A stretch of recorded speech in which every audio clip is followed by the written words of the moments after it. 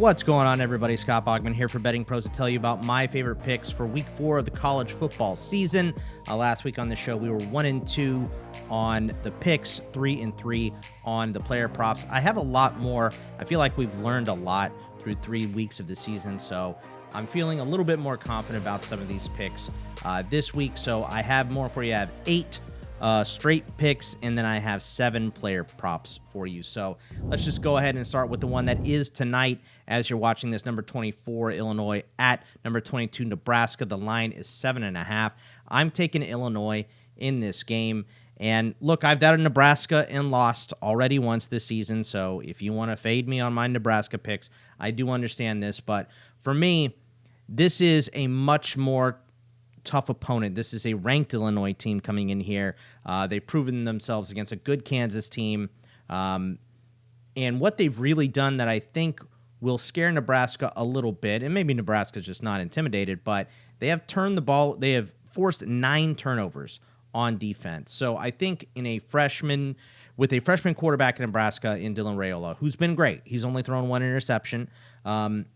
He's been really solid. But the way this Illinois defense works, they're bad against the run. They're pretty good at pass rush. They're pretty good in coverage as well. So I think that's going to funnel the Nebraska offense to run.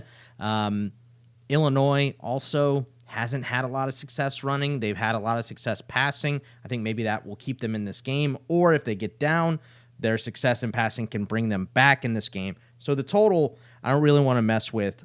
I would prefer the under, if anything.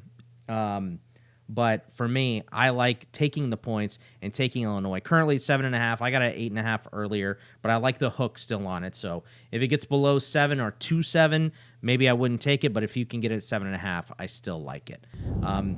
Let's go to USC at Michigan, and I'm going to take the USC side. I also like the under here more. So let's take the under. That's what we're going to go with here. It is currently 44, which is a low total, especially for a good USC team. You can still get USC at -5.5, and I lean that way pretty heavily, but my official pick here is going to be on the under, and that's because, I know we saw Texas go in here and tear up Michigan, but that was an experienced veteran team. This USC team is very good.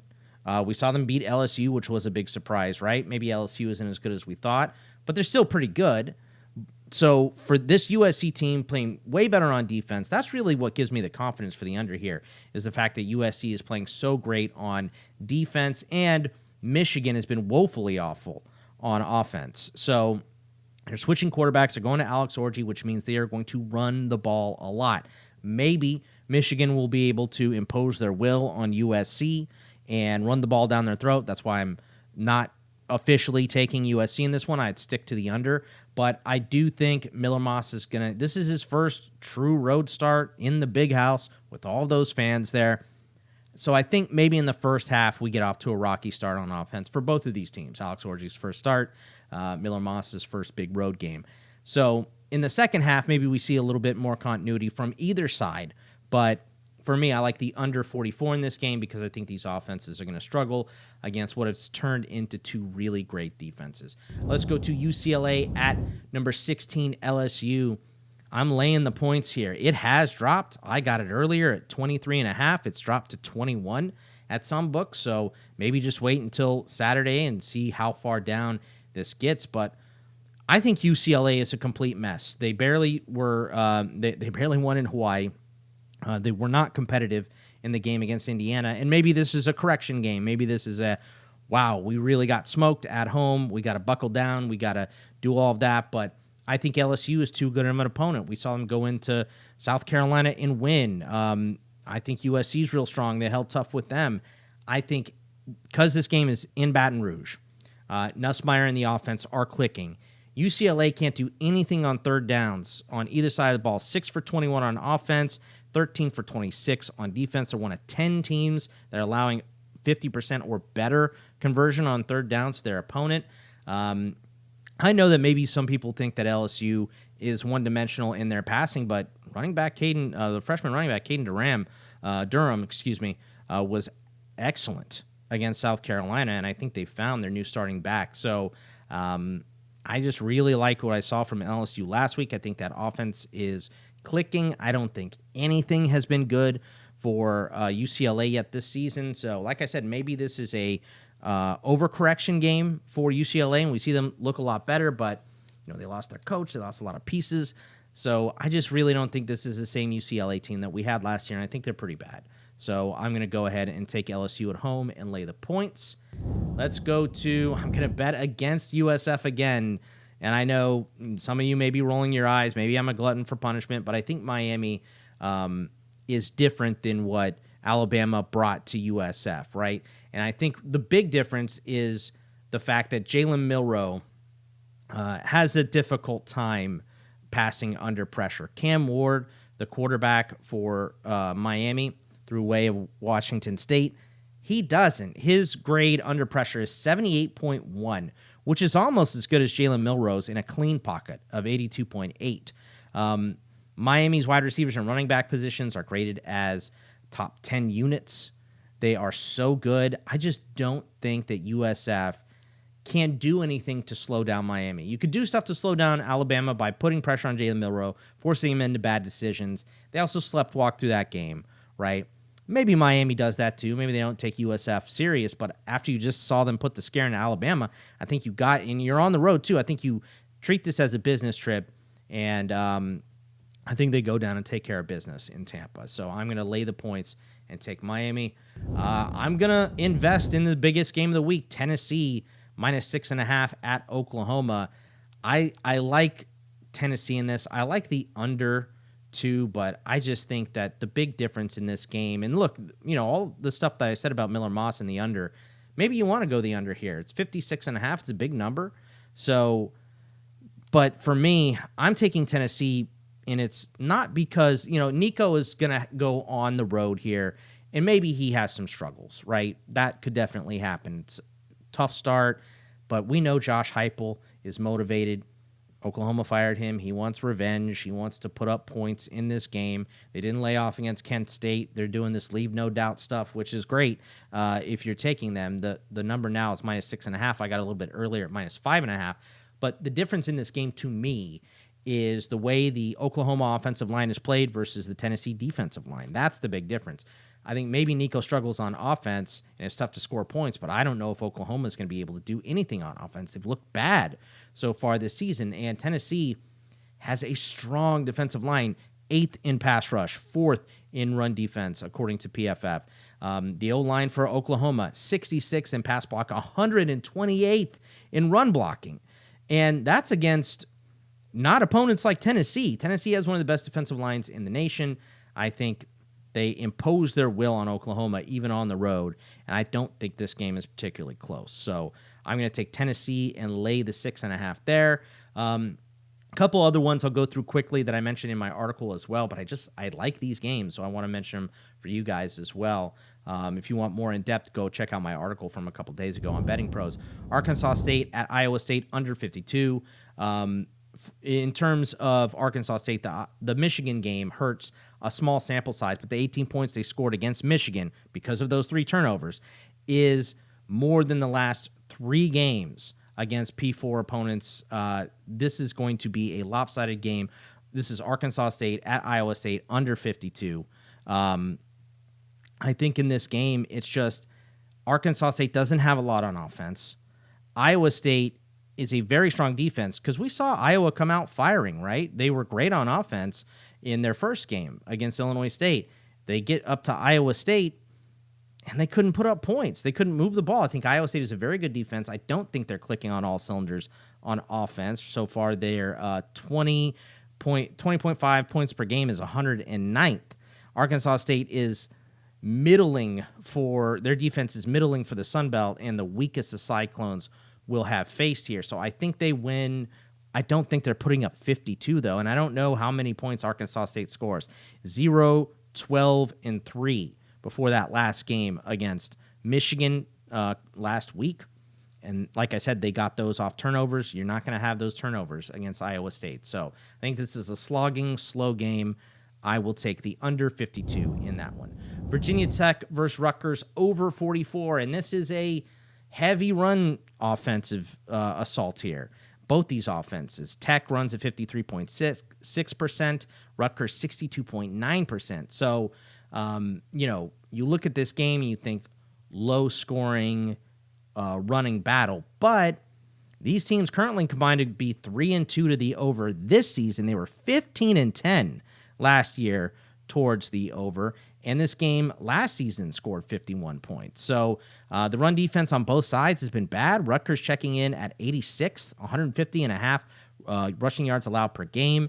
Vatek 114th, allowing 190.3 yards per game. The Virginia Tech stud running back Tootin is questionable here, so maybe because of that, a big weapon. You wouldn't like this game to go over, but Malachi Thomas, their backup, has a lot of experience at running back, over 200 carries and 25 receptions in his career. So, I think this might be Virginia Tech, maybe a look-ahead spot if Rutgers didn't smoke them last year. They beat the brakes off of Virginia Tech last year. So this is a revenge game as well for Tech. So over 44, I think, we're moving more towards the running game here after it didn't work against Vandy, who has a good rush defense. But I like the over there. And my last one, I'm going to go over. We're going to follow this Texas Tech and over again. In this week, they're playing Arizona State. And just the Tech defense is horrible. 130th out of 134 graded defenses, according to PFF. 93rd in run grade. 131st in tackle grade. 132nd in coverage grade. They can't stop anybody. Arizona State has produced offensively in its first 3 games against a top 25 strength of schedule so far this season, averaging 36.3 points, and they've scored at least 30 points in every single game. So, and I don't think Texas Tech is getting slowed down. Their passing game is awesome. I think they'll put up points. I like the over in this game, so I'm chasing Texas Tech in an over again. Washington State was too much for them. I don't think Arizona State will be, and Arizona State will do the heavy lifting here. I think they'll get most of this. I will say wait until Saturday to bet this game. There's a chance of rain. It's already gone down. It opened up, I think, at like 50% or 60%. When I checked earlier this week, it was 40%. I checked today, right before recording this, 23% chance of thunderstorms. So just check and make sure there's no rain tomorrow, because it's Texas and the weather changes on a dime here. So let me tell you guys to take advantage of an awesome offer FanDuel Sportsbook has going on right now. New customers can place a $5 bet and unlock $200 in bonus bets instantly. Plus, all customers can bet $5 and enjoy a 3-week free trial of NFL Sunday Ticket from YouTube and YouTube TV. Just go to bettingpros.com/FanDuel to bet $5, get $200, and stream more football today only on FanDuel Sportsbook. All right, let's get to the player props that I like. And these are mix and match. So you can bet any of these if you want straight up. But these are, underdog prize picks. These are a little bit mix and match. So I'm going to start with 2 rushing touchdown props I like for John Mateer, the Washington State quarterback, who I mistakenly called out last week, and they won the Apple Cup. So he looked great against Texas Tech. He looked great against Washington. He's just a good quarterback. I think he's going to have a lot of Power 4 teams knocking on the door here. But he's the number 1 run grade QB. He has 4 rushing touchdowns this season. They're playing San Jose State, and he had 2 touchdowns last week. I think he's just hitting all cylinders there. I'm also going to go with Nico Iamaleava, rushing touchdown against OU. We talked about that OU game, how I think there could be problems scoring here, but Nico, in his 2 games against Power 4 opponents, the Citrus Bowl last year, he ran 15 times, only 27 yards, but 3 touchdowns, and against NC State on the 7th of September, 8 rushes, 65 yards, and a score there as well. So 4 rushing touchdowns in 2 games against P4 opponents. I like him to run into the end zone. This one is not on underdog or prize pick. But I like this total. It's Darian Mensah passing yards versus Louisiana. Close game here is what it's supposed to be. Tulane is a 2.5-point favorite. 53.5 is the total, though, so a high total. Mensah, he was 19 of 29 for 342 yards, 2 touchdowns and a pick against K-State. Against Oklahoma, he just couldn't get it going. Only 14 completions, but 32 attempts. So lots of passing attempts in both games. Louisiana, they're 107th in pass rush grade. They're 60th in coverage, so middling. And those are grades against Kennesaw State and Grambling. So Going up against a good opponent in Tulane could be tough. The line here for Mensah, 208 plus will pay you minus 115. This is on DK. I saw this. 225 will get you plus 140. 250 will get you plus 270. If you want to go for the swing for the fences, 275 will get you plus 550. I'll stick to that 208 to 225 range. Probably 225 to double up my money, or to get plus 140, excuse me. We talked about how bad Texas Tech's defense is. So Arizona State quarterback Sam Leavitt, his underdog prop is 216.5 as of right now. If you wanted to bet it straight, not on a prop here, 217 or more will pay you minus 120, all the way up to 275 at plus 425. So anywhere in there, I mean, Texas Tech's defense is bad. So I think Leavitt will definitely do that. Montrell Johnson for Florida, his rushing yard prop at Mississippi State is 69.5. And we saw Cam Scatterbo run for Arizona State against Mississippi State 33 times for 262 yards. Last season, Montrell Johnson split with Trevor Etienne, who has since transferred to Georgia.